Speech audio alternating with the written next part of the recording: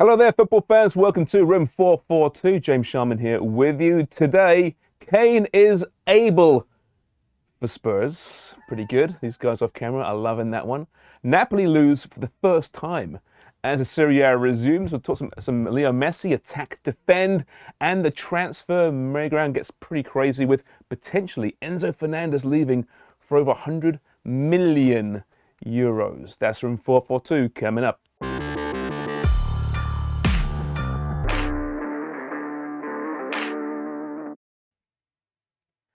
All right, well, there you have it. Spurs 4, Palace 0.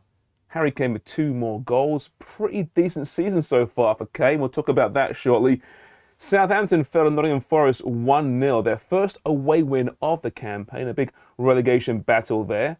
Leeds tied West Ham 2-2 on the day that West Ham co-owner David Gold died, which is very sad and emotional at West Ham. Villa tied Wolves 1-1. Danny Ings saving the Villa Park moods there. So in the table, as it stands right now, you still have Spurs in 5th place, but much closer now to Manchester United, still very much in contention for top 4 football. But really, the race from today's results is at the bottom of the table. Really close. Southampton still rooted there, but Wolves, Everton, West Ham fighting for their lives, but picking up points when needed. Everton aside, of course, who got smashed yesterday. As we welcome in my favourite 2 people, after Sarah Ferrari, of course, Albert Batanyan and Mikey Singh. He just needs some faith in Harry Kane now. But, before this match, let me just tell you this, okay, to all the viewers out there. As you might know, Albert's a big Spurs fan, loves his Spurs, hates his Spurs too. Yeah. Really self-loathing. And thought his team had no chance today. They win 4-0. They boss it. And Kane gets 2 goals. Where's the faith? And they didn't concede first, right? For the first time in a long time, right? 10 games in a row they conceded first, James. How do you have faith in this team? And going away to Selhurst Park, London derby, out of form, missing Richarlison, missing Bentancur, missing Kulusevski, you're expecting a horrible performance. But it was anything but. The first half was a bit 50-50, but I would love to know what Antonio Conte said in that dressing room at halftime. But once again, it's Harry Kane. Without him, I don't know where Spurs would be, not only this season, but maybe the past 4 or 5 seasons. 198 goals now in his 300th game. Pretty impressive. We talk about Haaland, of course, and for obvious reasons, dominating the Premier League this season, but 15 goals in the campaign is not out of reach for a golden boot run here. Yeah, I still don't believe that number. Even every time you tell me, I'm like, are you guys sure he has 15 goals? But that's what Harry Kane's been, right? He's been so consistent over these last 4 or 5 seasons that we stopped really appreciating what he can do because we expect it right now. That's the bare minimum for Harry Kane. But I really do believe that he's not going to get the love and appreciation maybe a guy like Harry Kane deserves until he makes that move. It's inevitable. He's going to be making that move. He needs trophies, Man is what you're City. saying. He needs trophies. He also needs to be competing in meaningful games. That isn't just, will I get into the top 4? And that's coming from someone who supports Manchester United because that's what the battle is right now. But you need that next step, I think, in your career to really be appreciated the way you I'm always deserve torn to here, be. though, right? Because the one club man comes with it a lot of currency as well. Even if he doesn't win anything, Spurs fans will love him forever for being loyal. But you're right, maybe the greater scheme, look down upon a player for that, which is extremely unfair. Well, he is playing in many meaningful games. Okay, maybe not with Spurs. I mean, there's been a couple Champions League final which didn't really go their way, but for England, he's been there, right? He's just, that's the thing, right? You want him to win trophies, but at the same time, season in and season out, he's been the best striker in the Premier League. This is probably the only season where he's not the best out-and-out number 9 because of Erling Haaland. But 15 goals. Think back to last season. He scored 17, a total of 17. He's already at 59 at the halfway point of the season. And unlike Haaland, he doesn't have a guy like Kevin De Bruyne giving him that service. Well, he Who's did last giving him year, that though. He had service? Son last year, who scored 23 of his own, didn't Yeah, he? as but well. who was providing those? It was Harry Kane. It was Harry Kane. He's also really good at that part of the game too, He's right? the complete forward. He can center drop forward. in and With great hair, as you mentioned. Yeah, today. fantastic. Okay, hair. really No fade, underrated hair too, I think. Classic. Yeah. We might have to bring that back here. I think we should both try that. I think Let's so. give it a whirl. All right. You mentioned Conte, and yeah, listen, great manager, but he's at it again yesterday in the press, hinting I might leave and get backed. Is he the most irritating manager in the league, Mikey? I mean, there's quite a few irritating managers, but this guy just does my head in every transfer window. for me, he's by far the most irritating manager. Listen, like Antonio Conte, the thing about him is obviously he has the accolades and he has the accomplishments. You can't question what he's done. But what I can't really justify, and I can't really understand how he's justifying. It's just some of his decision making, some of his statements out there. And, the one yesterday where he says, I'm going to be building this project. I can only build it based on what, the ownership gives me. And if I like what I'm building, okay, I'll stay. If I don't, then I'll just leave. Well, I'm like, who in the dressing room in Tottenham wants to hear that your manager is threatening to leave at the end of the season? How is that good for morale in the locker room? Just some of his... Yeah. Maybe it works. I don't know. I mean, listen, Pep can be 4-0 annoying victory, as well, I guess. right? Klopp can be annoying. There's lots of annoyance in that league. Arteta's getting annoying as well. Mourinho was up there. Mourinho was the most annoying, perhaps, right? It can work. Speaking of Pep, Man City played Chelsea in a huge game tomorrow. Listen, we know Chelsea are in 10th place right now. They're fighting for their manager's life, it seems, at this point again. City not playing great football, but still very much in contention for first place.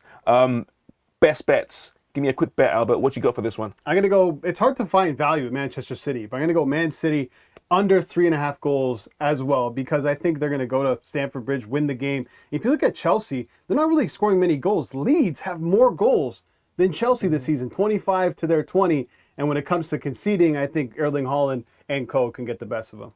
All right, Mikey? It's not very often Albert and I are on the same page, but I'm thinking along the same lines he is. I'm taking both teams to score, but not to score. So no to both teams to score. I think one of them will keep a clean sheet. And the reason being, the last 4 times that these teams played, one of these teams kept a clean sheet. 3 times it's Manchester City. The other time it was Chelsea. And as Albert mentioned, Chelsea only has 20 goals so far this campaign. 20 goals from, I think, 17 or 18 games. That says something. I don't know who their best goal scorer is. I don't know. Yeah, they spread it around for sure. They can defend pretty well, though, but I'm still going the old Haaland route. Someone has to, right? First to score in this match and a City win, plus 275. Like you said, it's hard to find value with City right now. And whenever I think, I can't believe Haaland will do it again, he does it again. So that's decent. Let's switch gears now very quickly to the Italian Serie A. It resumed today, and some big games, in particular Inter Milan against Napoli. And guess what? Napoli lost for the first time this season. They won 11 straight games. It's been a brilliant campaign so far, but Inter Milan on Edin Dzeko's goal give them a 1-0 victory. But still, I still think Napoli, as we wrap up towards the end of the season, is going to be the team to watch with Eintracht Frankfurt in the Champions League. Maybe their first championship since 1990. Very quickly, Mikey, are they the team to watch? I think so, just based on what they did through the first half of this year. They were definitely the team of the year in the first half.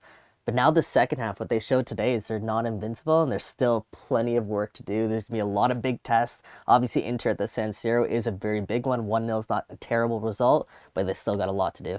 All right, but welcome back to the Italian Serie A. We have missed you. When we come back, it's the transfer window. Enzo Fernandez, over 100 million? Surely not.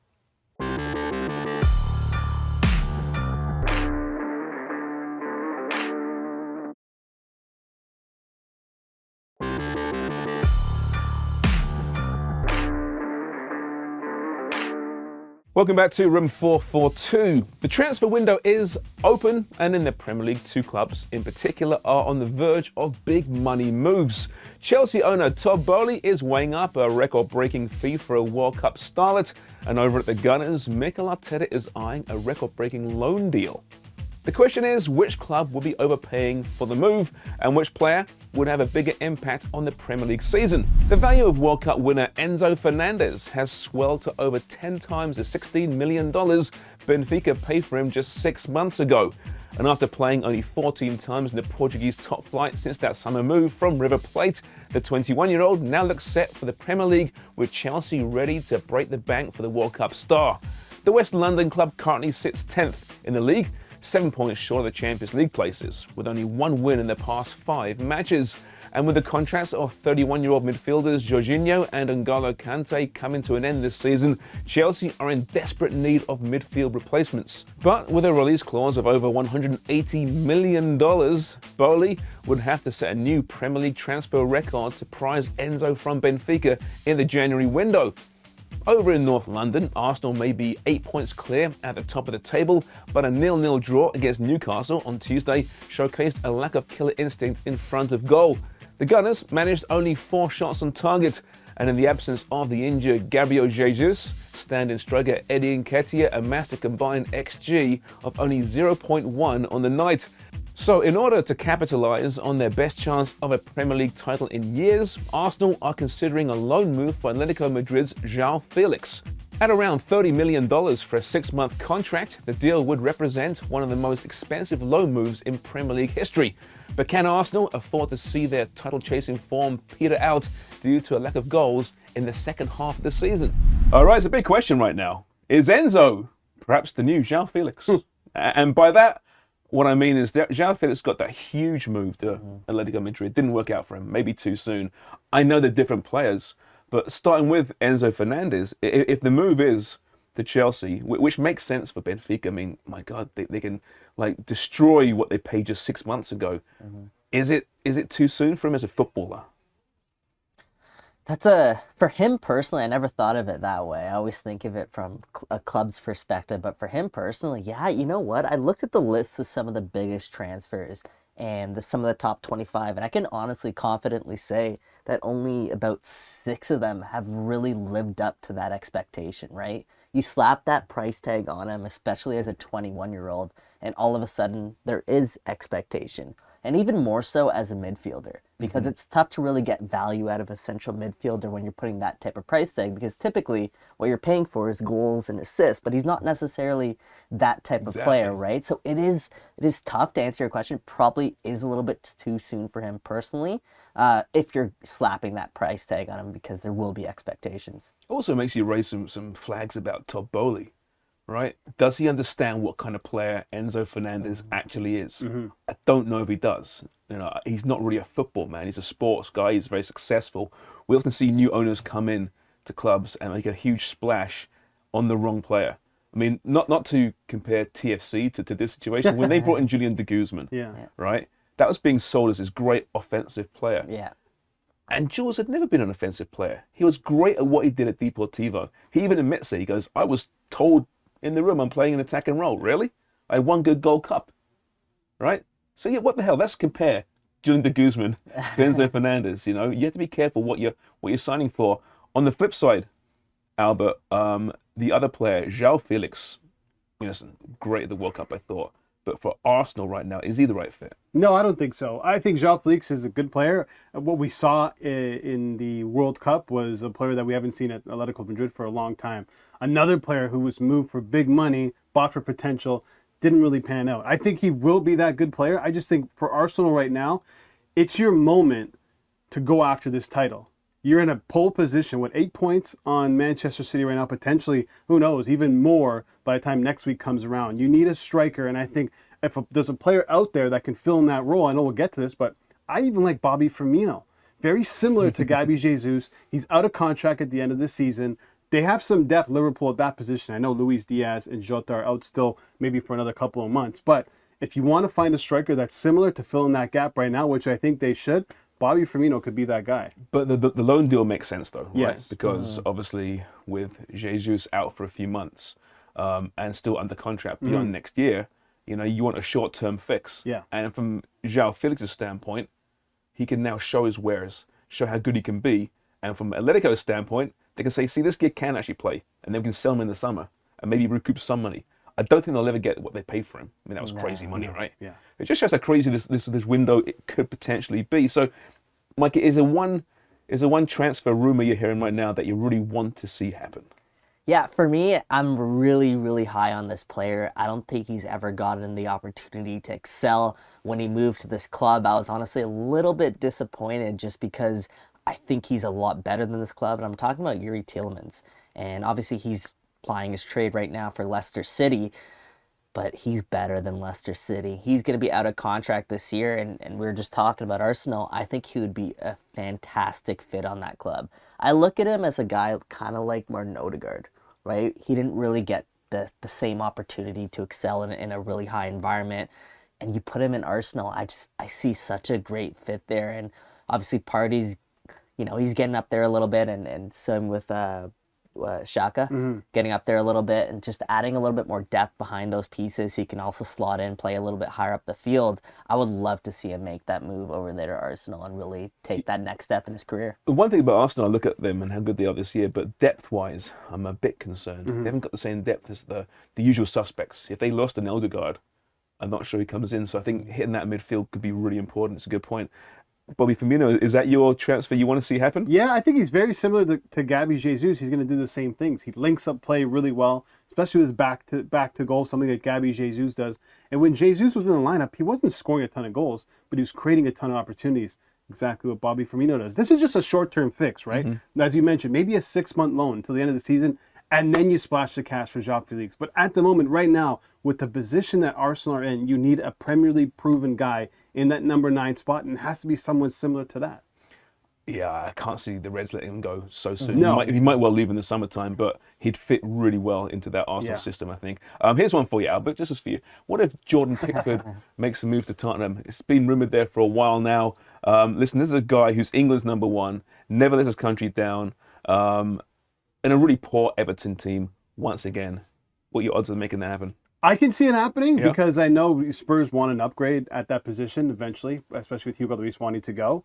I just don't see him leaving Everton at this moment. They're in a lot of trouble. And remember, last season, he kept them in the Premier League. That's a great point. Yeah, huge saves down the stretch there. Well, we'll see. It's a long month, January. It's craziness. All these rumours, most of them don't actually happen. There's nothing to them, but we'll keep discussing them regardless. All right, when we come back, it's going to be a bit of fun, I think. It's called Attack Defend, and Leo Messi back at PSG. It's a Messi-themed Attack Defend. Don't go anywhere.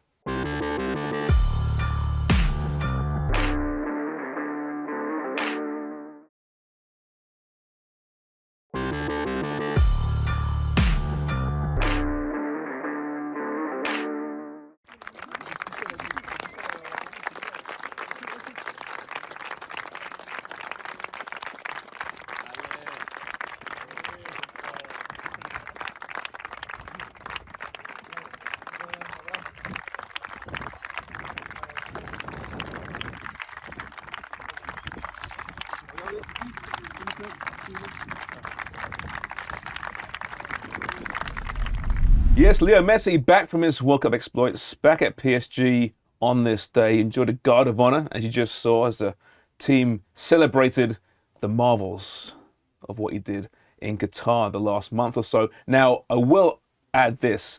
It was a day off for the first team squad. All right. Now, Mbappe wasn't there. He was in New York. How convenient. Yeah. Neymar was there, though. Very convenient.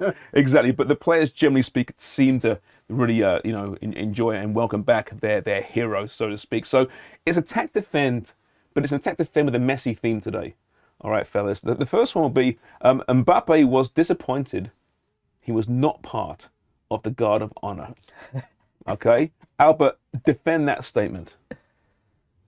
Why are you giving me the hardest one, James? I got to defend Well, that. because Birdie's brain busters always embarrass me. That's why. Well, he's talked so highly of Messi, even since he's been at PSG. So maybe he really wanted to be there in a sportsman-like role to clap off his teammate, PSG, Lionel Messi at PSG. It's hard to defend this because you can only assume based on the way that Mbappe is, but I will say that in a sportsmanship type of role, he'd want to be there. All right. Good effort. Go ahead, Mikey. Mikey. Can you attack that? Listen, we know who Kylian Mbappe is at this point. He's either the face of the team or he's nothing. And when someone else is stealing the spotlight, like Lionel Messi, Kylian Mbappe conveniently takes his trip to Brooklyn. He was actually at the Nets game last night. So this wasn't a one-night, two-night kind of thing. Like, he planned this out for a while. And like I said, Kylian Mbappe just loves the spotlight. This is his team. He signed here for big money. He re-signed here. And when he's not getting that spotlight, he doesn't like it. But this meant so much to Mbappe that he even had his brother there in his place. Hey, Yes. listen, I can't be there. Ethan, can you please take my spot? Well, let's go there, shall we? We've got the picture, actually. We'll roll the picture in now of Ethan and Mbappe giving a death stare to Leo Messi. If you believe social no, media. I think he's in awe. Was You what think that is is. that what it Yeah, is? he just- But it's oh a my great goodness. picture, though, isn't it? Yeah. You know, he looks like he's like just, oh, God. Yeah. But the reality is, it's a snapshot. I'm sure it meant nothing. Yeah. But here's the next attack defender, okay? Ethan Mbappe was genuinely staring down Leo Messi. Defend that, Mikey. So I'm going to say he wasn't staring him down? He was. I'm going to say he was Yeah. staring him down. Yeah, he absolutely was staring down Lionel Messi. If you look at Ethan Mbappe and where he was during that World Cup, he was right there at the match in Mbappe's corner, and he was probably cheering louder than any other French fan out there. The passion that he showed during that moment, he wears that on his sleeve. You can't just simply flip a switch and just be like, oh yeah, good job. No, he wanted France to win. He showed that throughout the whole tournament, and you can't just go back on that. He was definitely giving him a death stare. Ethan Mbappe's talked about his two footballing idols, Ronaldo and Messi. He gets to train with the World Cup champion, Lionel Messi. It's a snap. You could take a snapshot right now of me and you. It looks like I'm telling you to go, where, right? Do you have a brother? I'm not. I do have a brother, yeah. You have a brother? Would you, if your brother, was feeling a type of way about it, would you not have his back? No, You're not a if good my brother lost to Lionel Messi, I'd be all right. You suck. It's in the Lionel family, Messi. right? Keep it in the family. Yeah, keep it in the family. All right, here's one for you. Messi would trade in his World Cup for a $200 million a year deal in Saudi Arabia. Albert, defend that.